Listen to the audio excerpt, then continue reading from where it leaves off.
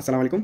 আপনারা জানেন যে আগামীকালকে ঢাকা বিশ্ববিদ্যালয়ের ২৩-২৪ শিক্ষাবর্ষে ভর্তি পরীক্ষা। তো সেখানে ফার্স্ট টাইমাররা অংশগ্রহণ করতে পারবে, সেকেন্ড টাইমাররা অংশগ্রহণ করতে পারবে না। তার মানে সেকেন্ড টাইমের প্রতি একটা জুলুম করা হচ্ছে। তো আপনারা যারা ঢাকা বিশ্ববিদ্যালয়ের যারা প্রশাসনিক বা একাডেমিক কাউন্সিল আছে, তারা হয়তো বলতে পারে যে সেকেন্ড টাইম ঢাকা বিশ্ববিদ্যালয়ে সেকেন্ড টাইম দিলে ফার্স্ট টাইমারদের ক্ষতি হবে। তার মানে ফার্স্ট টাইমাররা মেধাবী, সেকেন্ড টাইমাররা মেধাবী না।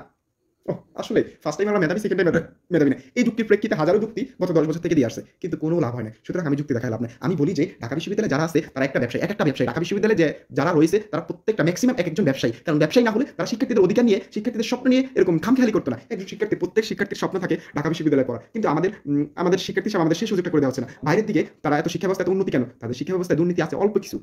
আবার কোনো দেশে দুর্নীতি নেই। এইজন্য তারা এগিয়ে যাচ্ছে শিক্ষা ক্ষেত্রে। এবং তাদের আপনি অন্যান্য দেশের দিকে তাকান, যারা টপ লেভেল ইউনিভার্সিটিগুলোতে, সেখানে সেকেন্ড টাইম বলে কোনো শব্দ নাই। সেখানে যে যত খুশি একটা বয়সের ভিত্তিতে যেই যত খুশি ততবার পরীক্ষা দিতে পারে। কিন্তু আমাদের দেশে এইজন্য তারা উন্নত শিখরে পৌঁছে গেছে। কিন্তু আমাদের দেশে সেটা হয় নাই। আমাদের ঢাকা বিশ্ববিদ্যালয়ে দেখুন কতটা দুর্নীতি, কতটা নির্লজ্জ হলে কতটা, কিন্তু আমাদের দেশে আমাদের ঢাকা বিশ্ববিদ্যালয়ে সেকেন্ড টাইম নাই। তার মানে হচ্ছে ঢাকা বিশ্ববিদ্যালয়ে সেকেন্ড টাইম কি জন্য আমি জানি না। কিন্তু ঢাকা বিশ্ববিদ্যালয়ে সেকেন্ড টাইম তারা কেন দিচ্ছে না?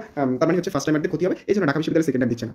তো ঢাকা বিশ্ববিদ্যালয়ের যারা আছেন তাদের প্রতি কিছু কথা হচ্ছে যে ঢাকা বিশ্ববিদ্যালয় প্রত্যেক শিক্ষার্থীর স্বপ্ন। প্রত্যেক শিক্ষার্থী চায় তার দেশের সর্বোচ্চ বিদ্যাপীঠে পড়ার জন্য। তারা স্বপ্ন লালন করে স্বপ্ন লালন করে ১২ বছর থেকে ১০-১২ বছর থেকে তারা স্বপ্ন দেখে যে সেও একদিন ঢাকা বিশ্ববিদ্যালয়ে পড়বে। কত স্বপ্ন থাকে তার প্যারেন্টসদের, তার পরিবারের, তার ফ্যামিলির, তার আত্মীয়স্বজনের যে সে ঢাকা বিশ্ববিদ্যালয়ে পড়বে। কিন্তু তাকে সেই সুযোগটা করে দেওয়া হচ্ছে না। সে একবার পরীক্ষা দিছে, হয়তো একজন শিক্ষার্থী একবার পরীক্ষা দিছে, পড়ে যেতে পারে। এটা তো পরীক্ষা।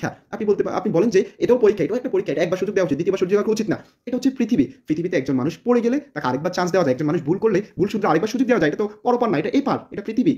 তো পৃথিবীতে একজন মানুষকে কি দুইবার সুযোগ দেওয়া যায় না? ভুল করলে শুধরে আবার পরবর্তীতে দাঁড়ানোর তো সুযোগটা করে দিবেন। কিন্তু আপনারা সেটা করে দিচ্ছেন না। আপনারা আপনাদের শিক্ষাকে আপনারা ব্যবসা বানিয়ে ফেলেছেন।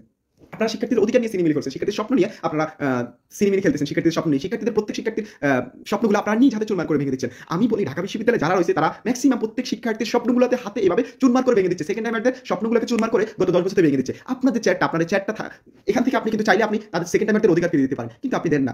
মনে রাখবেন আপনার এই চ্যাটটা সবসময় থাকবে না, এই চ্যাটটা থেকে নামতে হবে। আপনি যে শিক্ষার্থীদের অধিকার কেড়ে দিচ্ছেন, তাদের অধিকার ফিরিয়ে দিচ্ছেন না, দেখবেন এই চ্যাটটা থেকে আপনাকে একদিন নামতে হবে। আপনার লক্ষ শিক্ষার্থী গত ১০ বছর থেকে লক্ষ শিক্ষার্থীর অধিকার থেকে আপনি বঞ্চিত করছেন। লক্ষ শিক্ষার্থীর অভিশাপ কিন্তু আপনার প্রতি। মনে রাখবেন, এই দিন নয়, আরো দিন আছে। আপনি যে এখন যে চ্যাটটাতে বসে আছেন, এই চ্যাটটা কিন্তু সবসময় থাকবে না।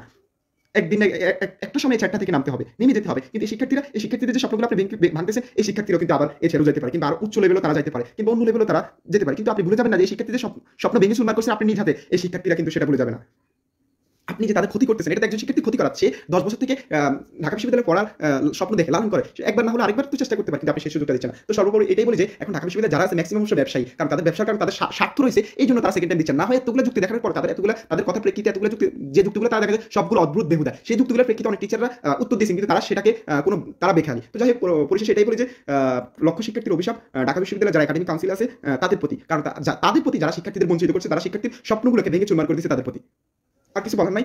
আর শিক্ষার্থীদের স্বপ্নগুলোকে ভেঙে চুরমার করার জন্য রাষ্ট্র তোমাকে ধন্যবাদ। শিক্ষার্থীদের স্বপ্নকে চুরমার করে দেওয়ার জন্য ঢাকা বিশ্ববিদ্যালয়ের যারা একাডেমিক কাউন্সিল আছে তাদেরকে ধন্যবাদ। শিক্ষার্থীদের স্বপ্নকে চুরমার করে দেওয়ার জন্য আবারও জানাই রাষ্ট্র তোমাকে ধন্যবাদ। কারণ একজন শিক্ষার্থী যে দেশকে নেতৃত্ব দিবে সামনে আগামী দিনে দেশের কান্ডায়, সেই শিক্ষার্থীর স্বপ্নকে যদি আপনি ভেঙে চুরমার করে দেন, তাহলে আর কিছু বলার নাই। আবার ধন্যবাদ জানাই রাষ্ট্র তোমাকে যে শত লক্ষ শিক্ষার্থীর স্বপ্ন ভেঙে দেওয়ার জন্য।